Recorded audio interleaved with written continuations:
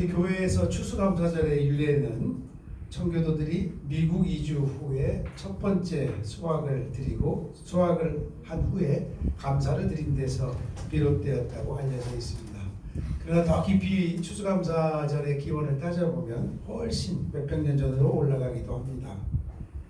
그러나 우리는 꼭 기원이 어떤 게 옳으냐를 따지기보다는 한 해를 수확하고 감사하는 그런 취지. 그렇게 본다면 우리 민족의 전통 명절인 추석이 아마도 우리에게는 추수감사절의 의미와 더 가깝다고 할 수 있습니다. 화평교회 교우 여러분, 지난 한 해 동안 여러분 어떤 씨앗을 뿌리셨습니까? 그리고 어떤 결실을 또 거두고 계십니까? 나 자신, 가정, 신앙 공동체, 직장, 또 사업체, 학교, 지역사회, 우리나라, 그리고 이 세계, 더 나아가 볼까요? 온 우주. 시야를 넓혀가면서 가만히 생각해 보시길 바랍니다. 여러분에게 감사할 일이 많습니까? 이제 2019년 한 해도 40여일이 있으면 지나가게 됩니다. 우리 화평교회 단체 카톡방이 있죠. 목사님께서 오늘 예배 후에 우리에게 주신 세 가지 감사들을 서로 나누는 시간을 갖자 이렇게 해서 제안을 하셨는데 저도 곰곰이 생각해 보게 되었습니다. 그래서 오늘 준비한 말씀이 아마 그 세 가지 감사가 아닌가 싶은데요. 오늘 선택한 요한복음 3장 16절이 저는 가장 적절하다고 생각했습니다. 요한복음의 저자 요한은 오늘 본문 말씀에서 완전한 하나의 문장으로서 심오한 신학적 상황을 이야기합니다. 지난 2000년 동안 전 세계에 가장 영향력 있는 구원의 종교로 이어져 온 기독교, 우리 그리스도교의 핵심 진리를 전해주고 있는 말씀입니다. 하나님이 세상을 사랑하신다. 그래서 독생자 예수 그리스도를 주셨다. 그래서 그를 믿으면 영생을 얻는다라는 말씀입니다. 저는 이 짧고 강력한 말씀이 가장 감사한 일이라고 생각을 합니다. 금세기 최고의 신학자로 알려진 한 분이죠. 독일의 위르겐 몰트만. 이분은 지금도 생존해 계신 90대 중반이시고 지지난해죠. 한국을 방문도 하셨을 때 제가 94세 때 그분의 몰트만 번역 전집을 우리나라에서만 37권의 책이 번역됐습니다. 신학서적으로.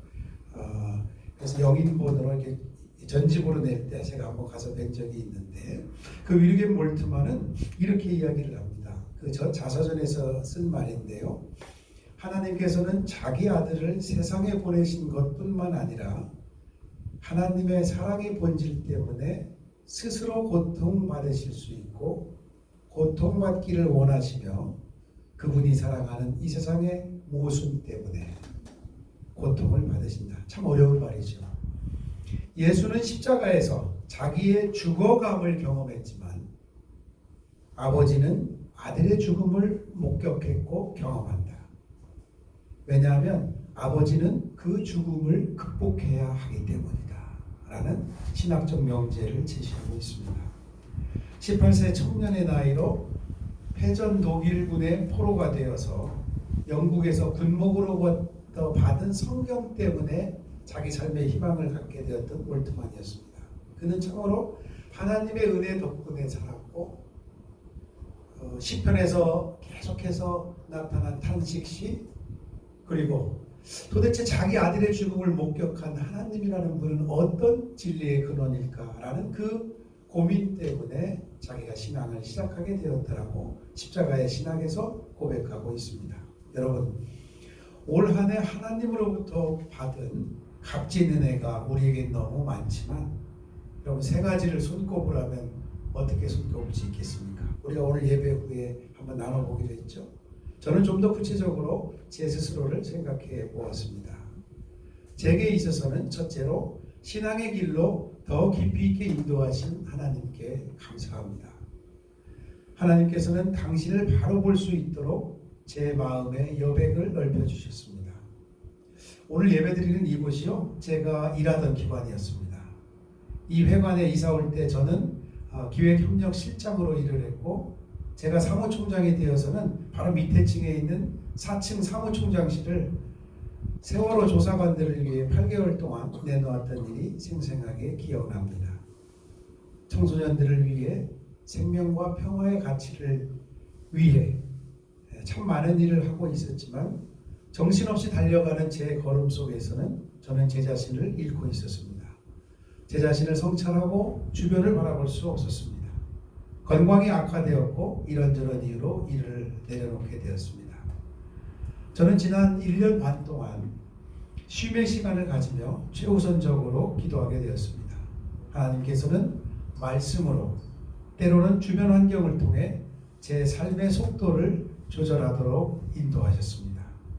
처음에는 바쁜 일상을 내려놓으니까 빈둥지 증후군 같은 스트레스가 있었지만, 차츰 이 변화가 내 삶의 속도를 조절하시는 하나님의 인도하심이라는 것을 이해하게 되었습니다. 두 번째 감사할 일은 저는 제 개인과 가정에 주신 신앙의 선물입니다. 사랑하는 아내를 주셨습니다. 우리가 겪는 수많은 일들을 묵묵히 기도로 헤쳐나가는 귀한 사람입니다. 저는 3년 반 전에 뇌지주막하 출혈로 쓰러져 의식을 잃고 중환자실에 몸을 맡겨야 했습니다. 너무나 갑작스러운 일이 벌어지고 도저히 상상할 수 없는 이 상황에서 제 아내는 하나님께 매달릴 수밖에 없었습니다. 제가 회복 후 병상일지를 보며 눈물 짓던 일을 기억하는데, 아내는 이사야 41장 10절의 말씀을 붙들고 기도하며 하나님께 매달렸습니다. 두려워 말라, 내가 너와 함께 함이니라. 놀라지 말라, 나는 네 하나님이 됨이니라. 내가 너를 굳세게 하리라. 참으로 너를 도와주리라. 참으로 나의 의로운 오른손으로 너를 붙들리라. 아멘. 쓰러졌던 몸을 회복하여 한 달 만에 병원 문을 나설 수 있었고, 의사들은 이구동성으로 기적 같은 회복이라고 했습니다. 제가 출근은 못했지만 태어나는 날 이곳에 올라와서 한 달 동안 열심히 기도해준 우리 20여 명이 넘는 저희 연맹 식구들에게 인사를 했던 그 기억이 새록새록 떠오릅니다. 또한 제 자녀들도 이 과정에서 아버지의 회복을 위해 기도하면서 엄마 곁에서 마음을 모아주었습니다. 제겐 과분한 사랑입니다. 남은 생을 더 잘 살아야겠구나 생각했습니다. 아들 반 둘을 키운 저희 집에 5년 전 예쁜 며느리 그레이나를 맞이하게 되었고, 손녀딸 루나가 2년 전에 그 동생 캐논이 지난 11월 초에 태어났습니다. 제가 해외에 좀 나가 있었는데 그때 태어났습니다. 새 생명이 태어난 것도 감사한 일이지만, 이 아이들이 미국에서 열심히 신앙생활을 하고 있어 저는 그것이 감사한 일입니다. 저의 어머님으로부터 물려받은 그리스도의 복음을 믿는 이 신앙, 이것이 이어지는 게 감사한 일입니다.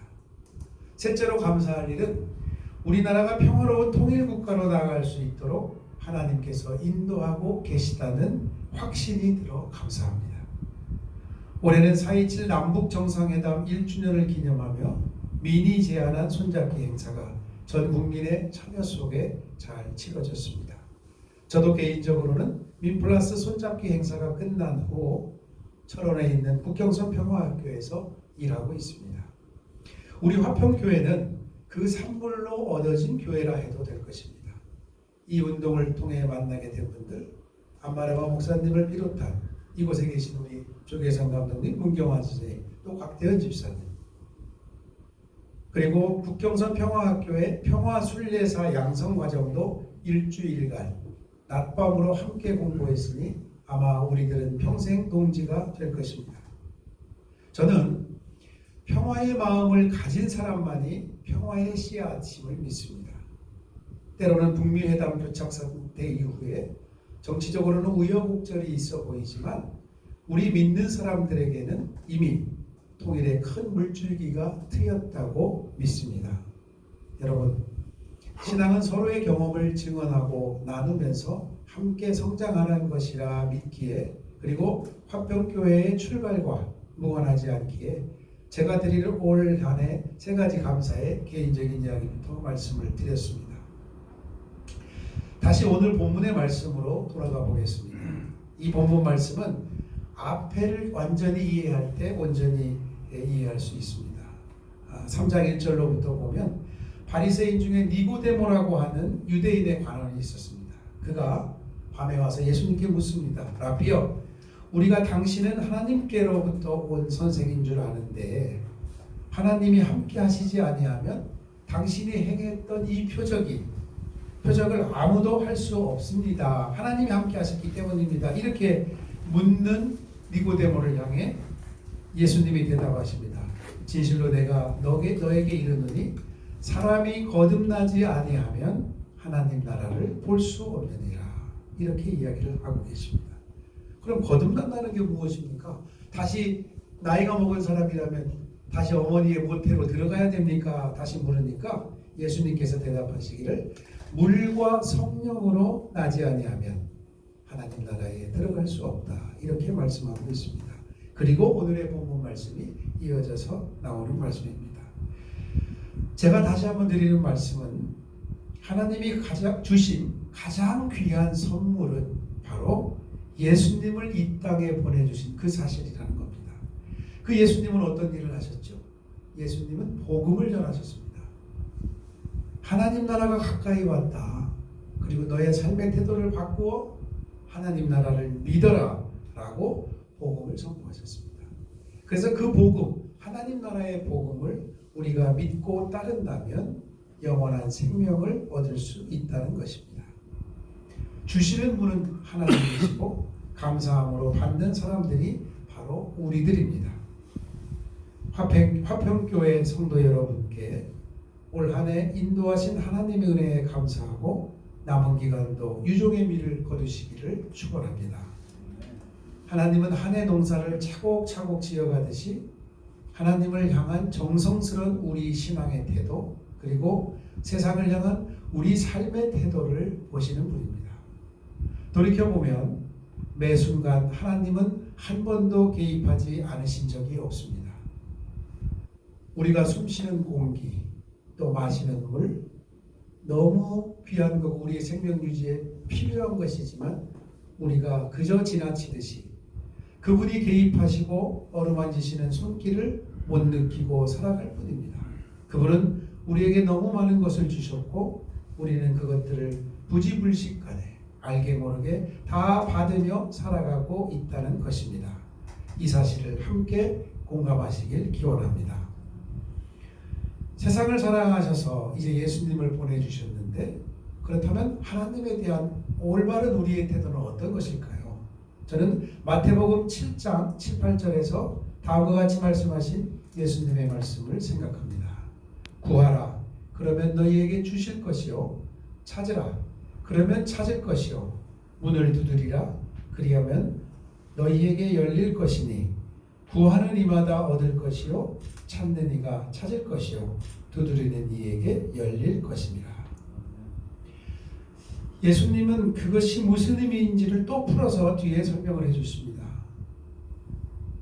구하라 찾으라 두드리라 그러면 모든 것이 그대로 주어질 것이라고 이야기합니다. 신앙인의 기도하는 자세를 이보다 더 멋지게 표현할 수는 없어 보입니다. 이런 가르침에 따라 우리는 하나님께 매달리듯이 기도합니다. 그렇게 해서 실제로 뭔가를 얻은 경험을 우리가 실제 하기도 하고 또한 그런 경험을 통해 신앙적으로 풍성해지기도 합니다. 예수님은 구하라는 말씀을 하신 뒤에 마태복음 7장 7, 8절 뒤에서 또 보충해서 설명을 하고 계십니다. 생선을 달라고 하는 아들에게 뱀을 줄 아버지 없고 알을 달라고 하는 아들에게 전갈을 줄 아버지는 없다는 겁니다. 13절입니다. 너희가 악할지라도 좋은 것을 자식에게 줄 알거를 하물며 너희 하나님께서 구하는 자에게 성령을 주시지 않겠느냐. 이 구절에서 우리는 다음의 사실을 분명히 알 수 있습니다. 구하고 찾고 두드리는 사람이 아니라 거기에 반응하시는 하나님이 주체라는 겁니다. 사람도 자식에게 좋은 것을 줍니다. 그러니 하나님이야 오죽하시겠습니까? 우리에게 좋은 것을 주시는 하나님, 그분을 믿고 의지하는 여러분 되시길 축원합니다. 평화의 숲 공동체 화평교회의 꿈에 관한 이야기도 마찬가지입니다. 우리는 왜 그리고 어떤 공동체를 꿈꾸고 있습니까? 공동체는 더디더라도 꼭 손을 잡고 함께 가는 담쟁이 넝쿨과도 같습니다. 우리가 이미 시작을 했다면 함께 가는 이 여정이 이미 화평교회 공동체 순례의 시작의 여정인 것입니다. 여기 모인 여러분들은 하나님께 어떤 것을 구해야 할까요? 구해야 할 것, 찾아야 할 것, 두드려야 할 것, 그것이 무엇인지 오늘 감사주일에 생각해 보시길 바랍니다. 저는 그 답은 성령이라고 믿고 있습니다. 초기 그리스도교로부터 지금까지 교회는 성령이여 오소서 베니상테 스피리투로스라고 기도하고 노래해 왔습니다. 성령이 우리에게 임하기를 바라는 기도의 노래입니다. 부흥회 등을 가보면 성령 받기를 원하는 많은 분들이 뭔가 비현실적인 데 빠져 있는 것처럼 보이기도 합니다. 성령을 주술적으로 이해하기도 합니다. 무당들이 초혼제를 올리듯이 우리가 성령을 마음먹은 대로 불러내는 것 아닌지 오해하기도 합니다. 그러나 여러분, 성령은 곧 하나님이십니다. 그분은 하나님 나라 운동을 스스로 하시는 분, 당신 자신의 자유로 활동하시는 분입니다. 성령이 오시기를 기도한다는 것은 거룩한 영, 생명의 힘에, 즉 하나님 나라에 우리를 전적으로 의존하겠다고 고백하는 것입니다. 그래서 예수님은 제자들에게 무엇을 먹을까, 무엇을 마실까, 무엇을 입을까 하는 염려를 다 놓아라. 그것은 이방인들이 하는 염려이니라. 그런 염려를 하지 말고 너희가 할 일이 하나 있는데 그것은 오직 그의 나라, 하나님의 나라, 그리고 그의 의를 구하라. 그리한다면 이 모든 것을 더해 주시리라 예수님께서 말씀해 주셨습니다. 이것은 산에서 가르쳐 주신 가장 귀한 예수님 복음의 한 말씀입니다. 구하라, 찾으라, 두드리라. 즉 하나님 나라를 구하고 찾고 두드리라. 그러면 그 나라가 우리에게 올 뿐만 아니라 그때서야 우리 삶에서 궁극적으로 좋은 것, 선한 것, 이것이 무엇인지 인식하게 될 것입니다. 오늘 추수감사절을 맞이한 우리 자신들, 또 우리 화평 공동체, 그리고 우리 사회, 우리 주변의 관계들, 인류의 공존의 문제들, 하나님께서 창조하신 이 피조물들이 그분의 뜻을 이해하고 영적으로 교감하고 또 함께 나아갈 수 있도록 성령을 구하고 찾는 화평교회 교우 여러분들 되시기를 주님의 이름으로 축원합니다. 기도하시겠습니다.